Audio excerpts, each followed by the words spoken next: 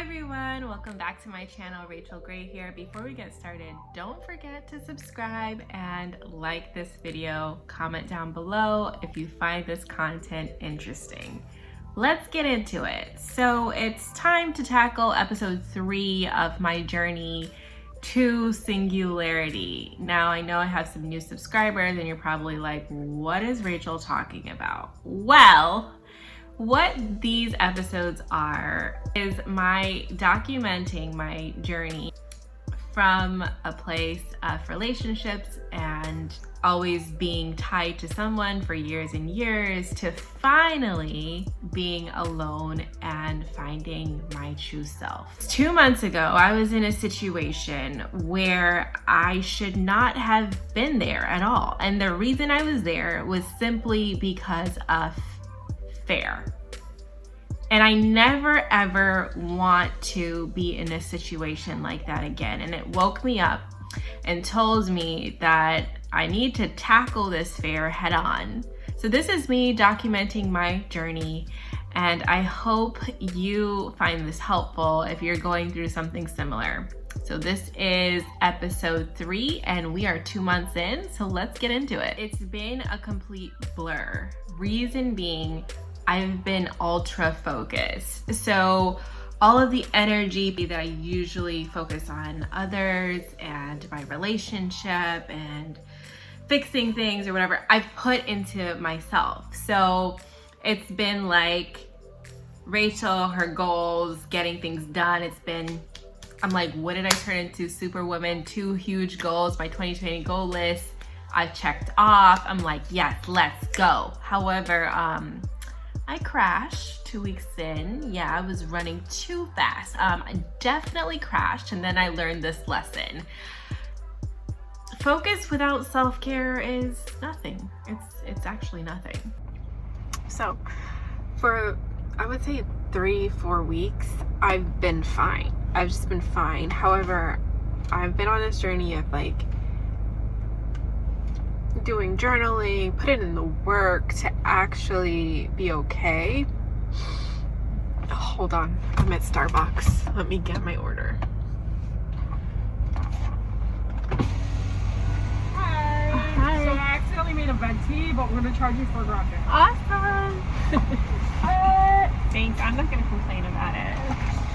So as I was saying, yeah, so recovery, and like I was fine. Like I felt so fine, but recently, like 2 weeks, a week and a half, I have not been putting in the effort to actually do the work. Like my mind's been really crystal clear, so I've been doing like everything else on my list, like my goals, like I've been getting them done, like just chop chop chop. Then today, it's just this random thing. It has nothing to directly do with any situation, but it just made me feel so horrible, like so bad. And it's just like a trigger, triggers. And hold on. Thank you. You too. This makes me feel better already. Anyway, so it's like a trigger. And I have a feeling that even though it seems, and this was like another lesson for me, because even though it seems like you're fine, I don't think you are.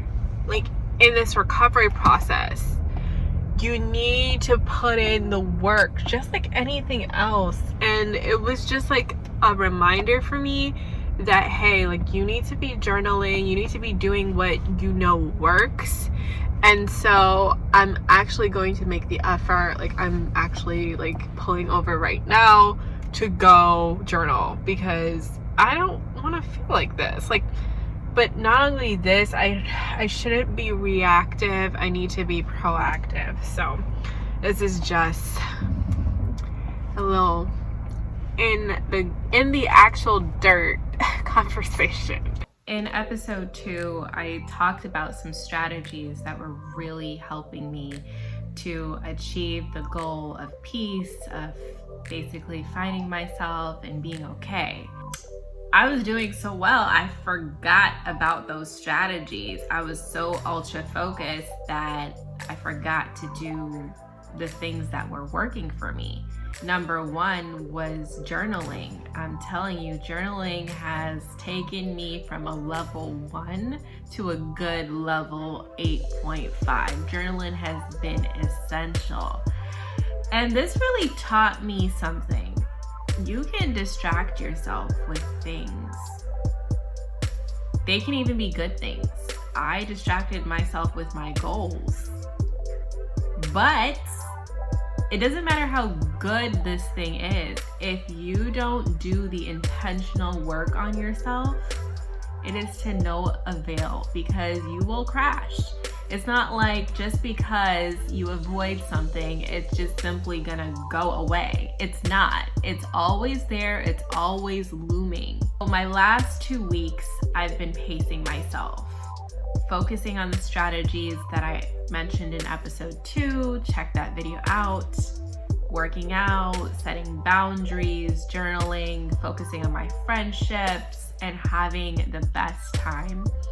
And that pace works for me. The first 2 weeks, I was just running. When I tell you it was like, okay, it was like Mario Kart. We just getting it done. And I was like, okay, well, just take it one step at a time, pace yourself, make sure you're doing all the things you need to do, and everything will fall into place. So what did I learn this month? I learned to pace yourself and don't forget about your strategy. Let's get into the 3 questions. The 3 questions that this series is based on.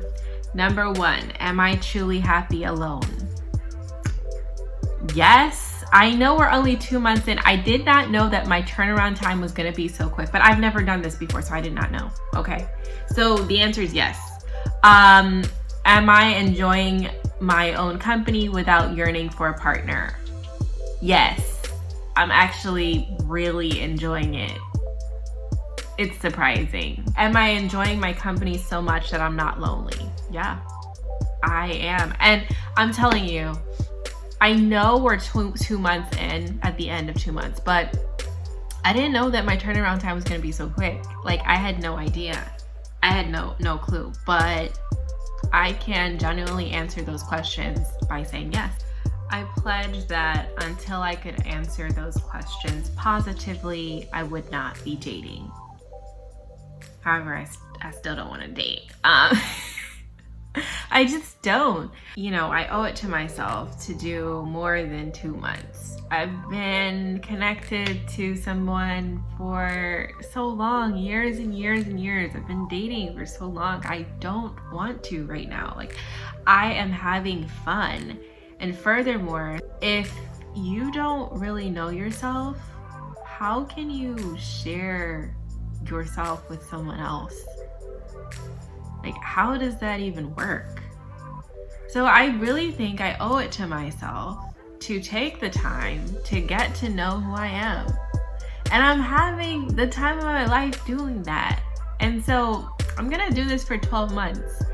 And this is gonna be a 12-part series. And, you know, join this journey. But now, instead of those 3 questions, we're moving past those 3 questions. And what I want to get into is, we talked about boundaries and creating peace that you would make me think twice. You know, do I really want someone else to come into this circle that I've created such peace in, you know, such wonderful peace? Do I really want to bring that person in? Let me think, actually analyze this and take some time and think. I now want to add to that, and I think it works hand in hand. What does singular joy look like for me? Now, that's a huge question, and I'm excited to tackle it. I'm really excited to figure that out. Like, I want to know what singular joy, apart from anybody else, what does that look like for me? So please join the journey. Don't forget to like, comment, subscribe if you're going through something similar. I want to encourage you to try. I had no idea 2 months ago, just 2 months ago, that I would be able to answer those 3 questions positively. And I had no idea that I would not want to be in a relationship. If that is your situation, I would say please be intentional about your work on yourself. Pace yourself. I appreciate you so much.